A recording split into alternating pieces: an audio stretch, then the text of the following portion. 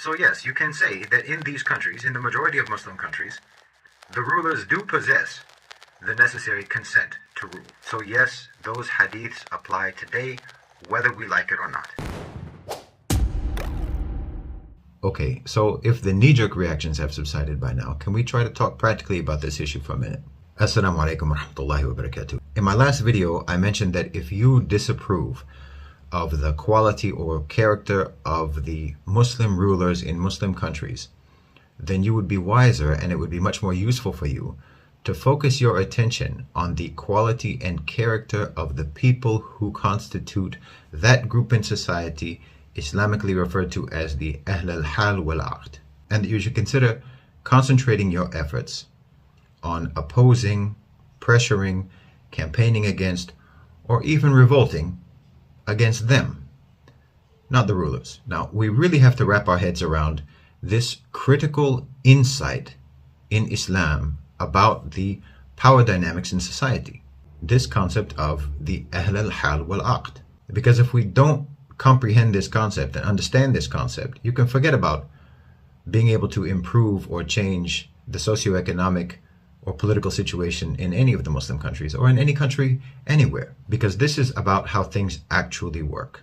When Rasulullah sallallahu alaihi wasallam died and the Muslims were trying to figure out who should lead the Muslims after his death, as we all know, the debate and discussion about who should lead immediately came to an end the moment that Umar ibn al-Khattab offered bay'ah to Abu Bakr, and then everyone else followed suit, because such was the status and influence that Umar ibn al-Khattab had in Muslim society in Medina.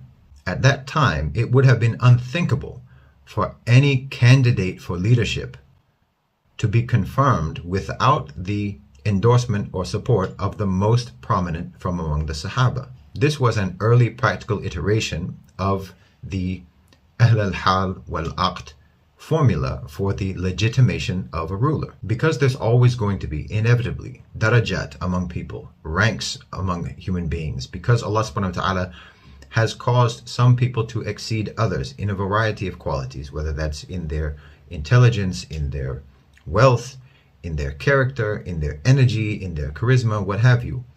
Because that is an inevitable reality of human existence, there will also always therefore be a segment of the population who have a level of importance and influence that exceeds everyone else. This is a practical reality that exists in every society, whether they acknowledge it or not, and regardless of what type of political system prevails in that society. And Islam has always recognized this reality, from scholars like al-Muwardi to Ibn Khaldun to Ghazali to Ibn Taymiyyah up to Khairuddin al-Tunisi. Scholars have always recognized and acknowledged and affirmed the irreducible role played by the al-Hal wal-Aqd in the selection of a ruler and the legitimation of his authority. Because quite simply, there is no way around this reality. The highest status, most influential people in a society must endorse and support a leader in order for him to be able to lead. And the withdrawal of their endorsement or support cannot be survived by any leader, even if he's popular with the majority of the population. And again, this is a truism regardless of what type of political system you're talking about. It is as true of democracies as it is of autocracies. If a ruler has the endorsement and support of the most influential and important segments of the society, then he has the practical ability to rule, precisely because those crucial elements of the society will cooperate with him and they will respect his authority. If they do not do that, then the ruler cannot imaginably execute his authority, execute his rule with any degree of success, which will then, of course, render his authority null and void. So the most basic requirement of a ruler is that he can rule. No matter how good he may be, no matter how wise, no matter how sincere, no matter how pious, no matter how devout, if he cannot practically, functionally rule, then he's not a ruler. Now, a ruler being legitimate does not mean that he's good. It doesn't mean that he's pious. It doesn't mean that he's righteous. It doesn't mean that he's moral. It doesn't even mean that he's competent. It simply means that he possesses the ability to rule and execute his decisions. And the most crucial factor in determining whether he can do that is whether or not the most powerful and important people in the society have allied with him, even if he's hated by the population.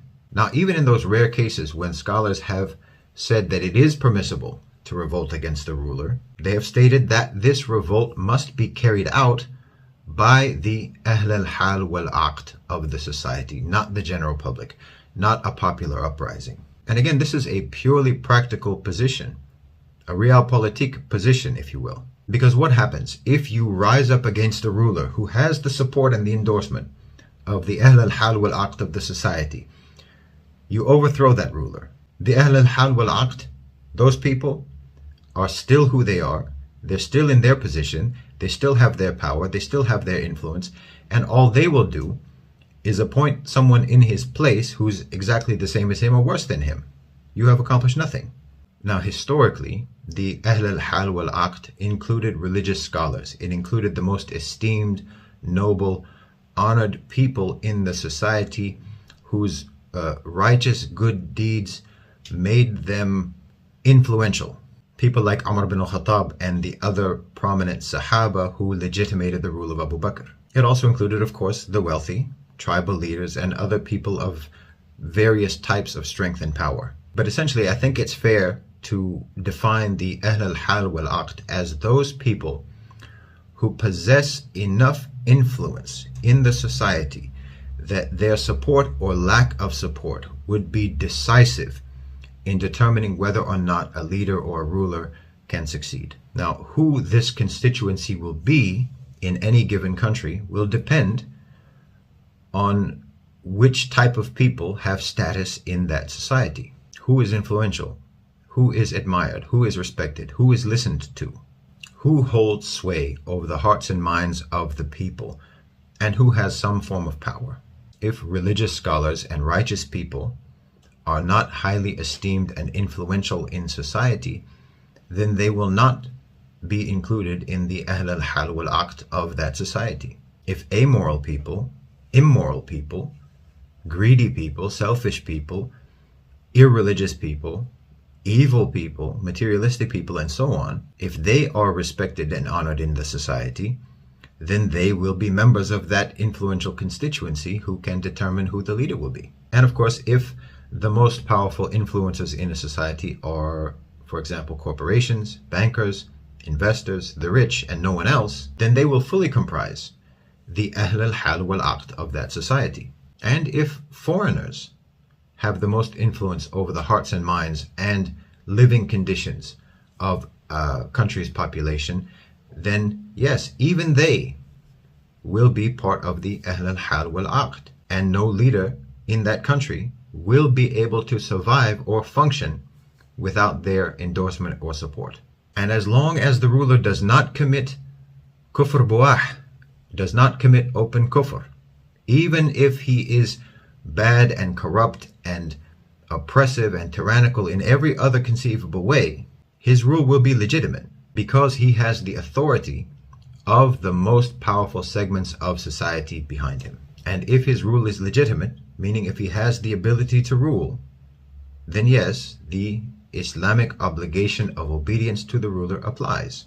It applies first and foremost because Rasulullah ﷺ said so. But it also applies because you do not get to disregard, dismiss, or disrespect the institutions of authority simply because you don't like who's running them, even if you have valid grievances.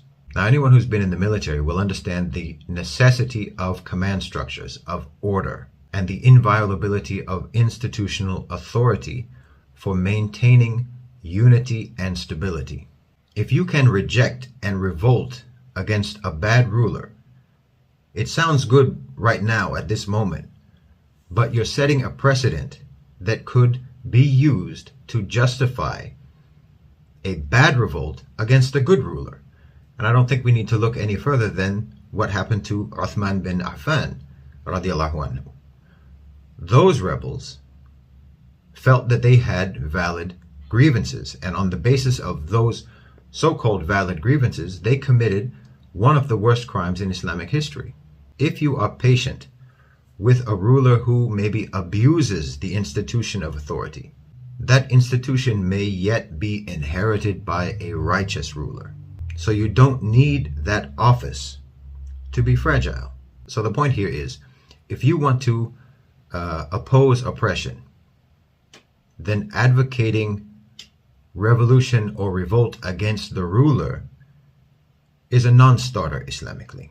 And it doesn't really even make practical sense either. The ruler is ultimately just one element in the power structure of society. And if all of the other elements of power in that society are unified behind the ruler and his policies, then they will simply replace him with a duplicate or worse version of him to pursue those same policies if you have a revolt.